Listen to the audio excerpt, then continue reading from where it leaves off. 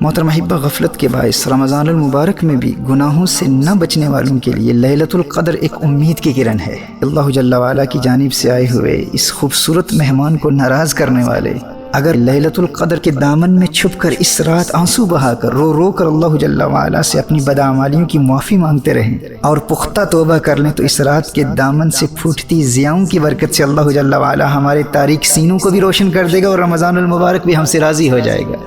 محترم احبہ، یہ رات آتی ہے، آ کر چلی جاتی ہے، یہ آئے گی اور آ کر چلی جائے گی، لیکن ایک وقت آئے گا جب یہ رات آئے گی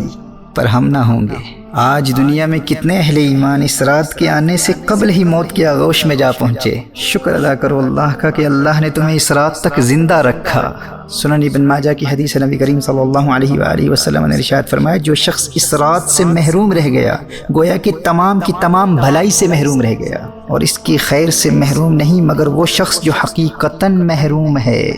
اللہ اکبر. A truly deprived person, a completely lost cause is the one who is deprived of worshipping Allah Jalla wa'ala throughout this night. And what would be the state of those who sin during this night? Those who watch movies and pass their time playing computer games. نبی کریم صلی اللہ علیہ وآلہ وسلم نے سابقہ انبیاء علیہ السلام کی امتوں کی طویل عمروں اور اپنی امت کی قلیل عمروں کو ملاحظہ فرمایا تو دل شفقت سے بھر آیا، اور میرے آقا صلی اللہ علیہ وسلم رنجیدہ ہو گئے کہ میری امت بہت کثرت سے بھی نیکیاں کرے ان کی برابری نہیں کر سکے گی۔ تو اللہ کی رحمت جوش میں آئی اور اپنے حبیب کریم صلی اللہ علیہ وآلہ وسلم کو لیلۃ القدر عطا فرما دی کہ حبیب آپ کا امتی فقط اس ایک رات عبادت کر لے تو آپ کا رب آپ کے اس امتی کو 1000 مہینوں سے بھی زیادہ عبادت کا ثواب عطا فرما دے گا۔ صحیح بخاری کی حدیث نبی کریم صلی اللہ علیہ وآلہ وسلم نے ارشاد فرمایا، من قام لیلۃ القدر ایمانا واحتسابا غفر له ما تقدم من ذنبه، جو ایمان اور احتساب کے ساتھ اس رات قیام کرے گا یعنی تمام رات عبادت کرے گا، اللہ جل وعلا اس کے ماضی کے تمام گناہوں کو معاف فرما دے گا۔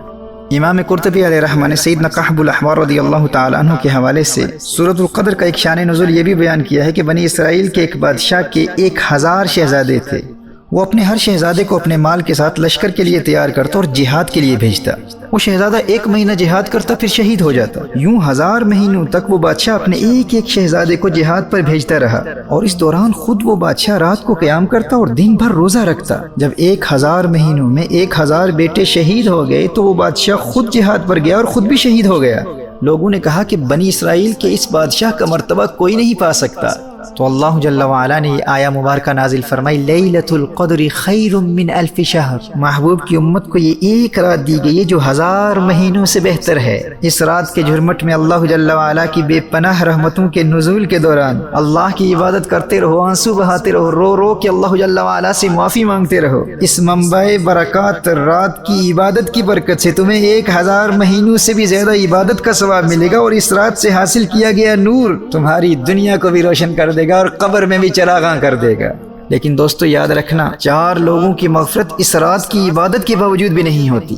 نمبر 1 عادی شرابی، نمبر 2 والدین کا نافرمان، نمبر 3 قاطع الرحم رشتہ داروں سے تعلقات توڑنے والا، نمبر 4 آپس میں بغض و کینہ رکھنے والا، آپس میں قطع تعلق کرنے والا۔ تو جن کے والدین ناراض ہیں سب سے پہلے والدین کے قدموں سے لپٹ کر ان سے معافی مانگو۔ اگر اس رات کا نور حاصل کرنا چاہتے اور مغفرت کے حقیقی طلبگار ہو تو والدین کو راضی کر لو، رشتہ داروں سے فوراً صلح کر لو، شراب سے فوراً توبہ کر لو، اور جن اہل ایمان سے ناراضگی ہے یا دل میں بغض و کینہ ہے ان تک فوراً پیغام صلح پہنچاؤ۔ تاخیری حربے اختیار مت کرو، مت کہو کہ آئندہ مستقبل میں پھر موقع ملا تو صلح کر لیں گے۔ کیا ضمانت ہے، کیا گارنٹی ہے ہمارے پاس کہ لیلۃ القدر ہمیں پھر ملے گی، رمضان المبارک ہمیں پھر نصیب ہوگا؟ یہ موقع قسمت والوں کو ملا کرتا ہے، جو اس رات کی برکات سے محروم رہا حدیث کی روشنی میں اس سے بڑا محروم کوئی شخص نہیں ہے، وہ حقیقتاً محروم ہے۔ صحیح بخاری کی ایک حدیث ہے، نبی کریم صلی اللہ علیہ وآلہ وسلم نے ارشاد فرمایا، لیلۃ القدر کو رمضان المبارک کے آخری 10 کی طاق راتوں میں تلاش کرو، اور صحیح بخاری کی دوسری حدیث میں ارشاد فرمایا کہ آخری 7 راتوں میں تلاش کرو۔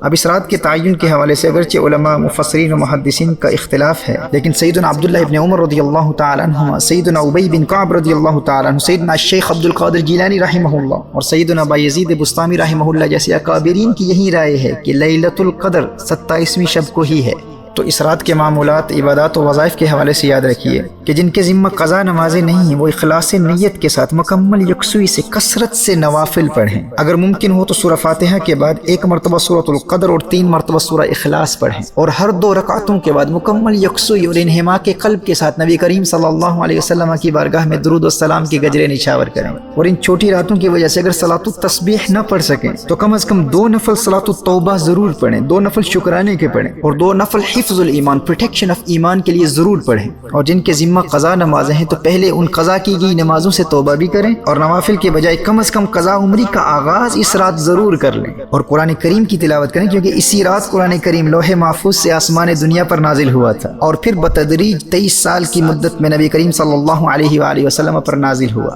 جامع ترمذی کی روایت ہے، حضرت سیدتنا عائشہ رضی اللہ تعالیٰ عنہ عرض کرتی ہیں، یا رسول اللہ صلی اللہ علیہ وسلم، اگر مجھے شب قدر کا علم ہو جائے تو کیا پڑھوں؟ نبی کریم صلی اللہ علیہ وسلم نے ارشاد فرمایا، یوں دعا مانگو، اللہم انک عفو تحب العفو فاعف عنی،